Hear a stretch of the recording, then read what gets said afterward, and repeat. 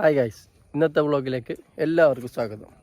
ഞങ്ങൾ ഇന്ന് വന്നിട്ടുള്ളത് ഇന്നത്തെ കാലത്ത് കിട്ടാത്ത ഒരു ഡിമാൻഡ് സാധനമായിട്ടാണ്.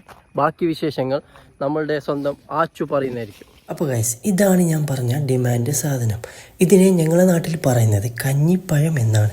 എൻ്റെ കൂട്ടുകാരൻ അബ്ദുള്ള വളരെ ഭംഗിയായി കഞ്ഞിപ്പഴം പറിക്കുന്നു. അബ്ദുള്ള മാത്രമല്ല, ആച്ചുവും വളരെ ആസ്വദിച്ചാണ് കഞ്ഞിപ്പഴം പറിക്കുന്നത്. ആച്ചു പറയുന്നത് പണ്ട് കാലങ്ങൾ സ്കൂളൊക്കെ കട്ട് ചെയ്ത് ഞാൻ കഞ്ഞിപ്പഴം പറിക്കാൻ വരും എന്നായിരുന്നു.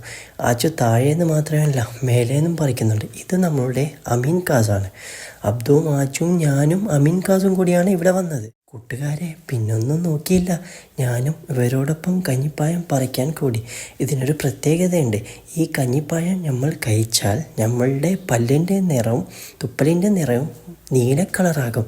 അതാണ് ഇതിൻ്റെ ഏറ്റവും വലിയ പ്രത്യേകത. ആച്ചുവിന് ഭയങ്കര ടെൻഷന്. കുപ്പാത്തിൽ കറായി.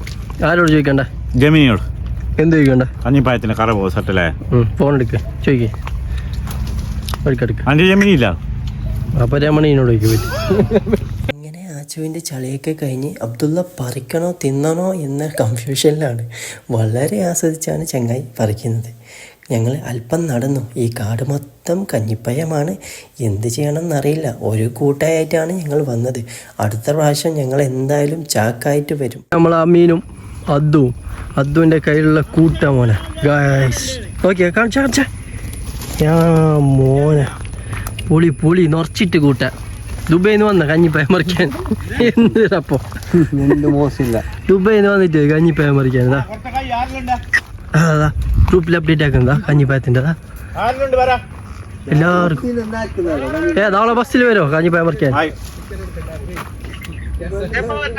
ഞാനിപ്പോ എത്തും. ഒരു അരമണിക്കൂറിനുള്ളിൽ.